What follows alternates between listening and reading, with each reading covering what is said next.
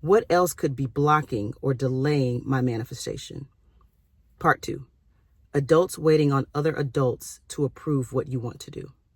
You're waiting on your family to say that's a good idea. You're waiting on your pastor to approve it and to bless it.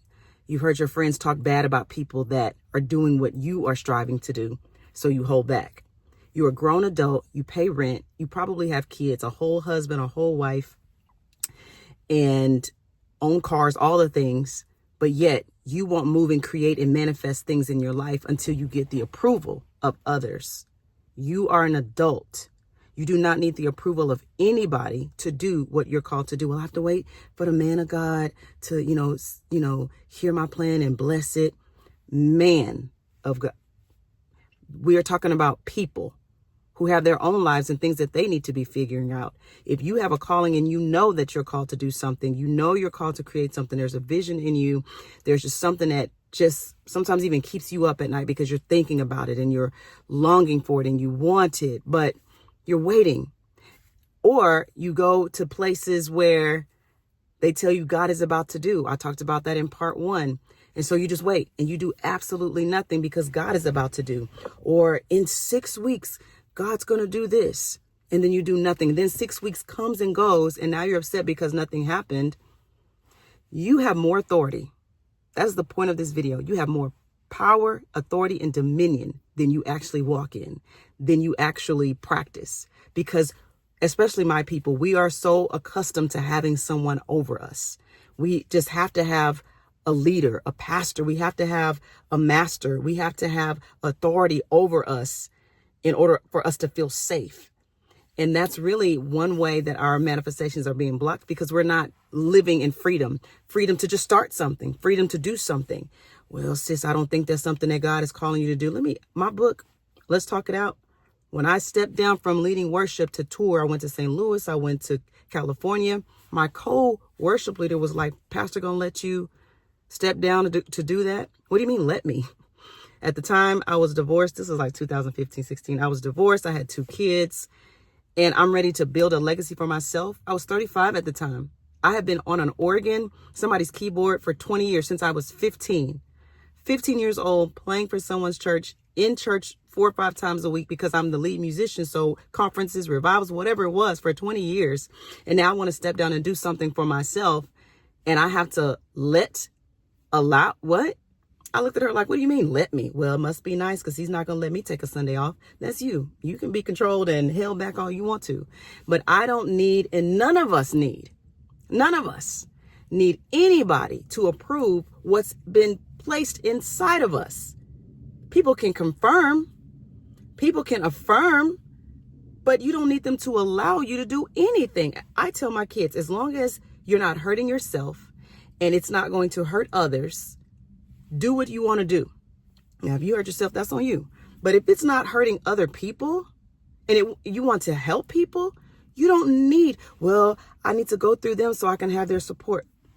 I know we've learned by now, especially those that are business owners, that strangers will support you before the people that know you.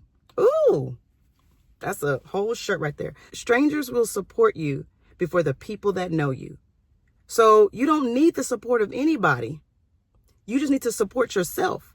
You lay hands and bless your own business. The death and life is in the power of your tongue. It didn't say it was in the power of your family's tongue, your friend's tongue, or your pastor's tongue. It's what you say will be. You don't go asking anybody about what you should do about anything. You go and tell them what you're doing. Hey, I'm starting. And if they don't support you, that's not your tribe. That's not the people that you need to be around anyway. We, especially my people, we are so accustomed to trying to get the approval of somebody before we move. That's just how we are. And we need to reprogram ourselves. We need to change the way that we think and remember who we are as individuals. We are gods. We are powerful. We are full of authority, full of dominion. And we can create whatever we want to create. You create messes. You create bad things in your life. But you know what? You created it. You did it, so you can create whatever you want. You can manifest what you want, and you don't need the approval of anybody. Move, get up, create, write, start, finish it. Do the things. You don't need anybody. That's your word for today. Move, start it, finish it, Create it, sing it, write it. Approve you. I'm approving you then. If you need approval, I approve you. I approve myself in what I want to do. You are free. Yes, there is systematic things going on around us in every industry, but you are free. You're at least free to think. You may not have chains on you. You may not be in physical bondage, but you are at least free to think. Sometimes we don't even think unless somebody else approves the way we're thinking. You are free to think, and as a man thinks in his heart, so is the man. We are so used and accustomed to being lorded over, and we have to break out of that. Or you will stay in bondage. You'll stay in financial debt. You'll stay in lack. You'll stay unhealthy because you're waiting. This is especially for people that are in religion. You're waiting for Sunday to come to get your word. You're waiting for Wednesday to come to get your word. You're waiting, and you're going to be dead and not have manifested anything. Waiting. You don't have to wait for Sunday or Wednesday or whenever you have Bible study or whenever the word is going to go forth. Speak your own word. You have to take your life into your own hands, and you will be held accountable for it. You want to sit there and blame what a pastor didn't preach about it. Preach to yourself. Go figure it out yourself. Stop waiting on somebody to bring you your freedom when the freedom is in your mouth and it's in your hands. Well, pastor said in 6 weeks, in 3 weeks, God is going to do this for me and God's going to do. Okay. But do you not know that you still have to do something? Faith without works. You do absolutely nothing because you're waiting on a word to come to pass. Life and death is in the power of your tongue, and the work is in your hands. You have to get up and do something. You don't have time to wait. You don't have time to go ask anybody. You go tell people what you're doing. You just post it. Send it out.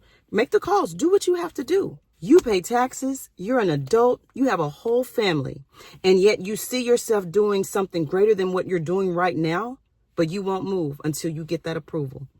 You won't move until somebody comes to you and says, hey, you're worthy. You're ready. God is telling me to tell you to go start that business. No, if you have the idea and the thought already, that's your word right there. You've already been spoken to. You don't need anybody to come and speak a word to you. Your approval is the fact that you have the idea, the desire. I can make really good cookies for people that have diabetes. I know how to make, lotions that are natural. I make my own deodorants, my own lotions, my own creams. I don't sell them, but I make them. But you may want to sell yours. You're waiting for validation and affirmation from the outside. Your validation, hear me. Your validation, your affirmation, your approval of what you're wanting to create is the fact that you have the desire in the first place. This is not an attack against your faith. It's an attack against a system, religion, against institutions that are holding us back from healing, financial breakthrough, from wealth, legacy, because we're waiting on somebody else to approve and do. We're waiting for God to do it, and we're waiting for a man to approve it. You'll sow into someone else's vision, industry, or ministry before you sow into your own. Why couldn't you take some of those funds to go and buy yourself a DBA to start your own business, or to put money aside for a down payment, but yet you're believing God, and I'm wanting to manifest a house, but you're sowing into everybody else's vision. Don't let them say we need 1,000 people to give $500. There you are giving your last, giving your all, versus sowing into yourself, building your generational wealth so that you can have the money to give, if that's your jam, to give in places like that. So you can say, oh no, we don't need 1,000 people. I'm gonna cover the whole thing. But you haven't did anything for yourself. You're so busy pouring time, energy, and money, resources, and funds into somebody else's vision. You know that's their vision, right? You know that is their dream, theirs. What's yours? What are you putting into it other than, I'm just gonna believe God? Other than waiting, other than hoping,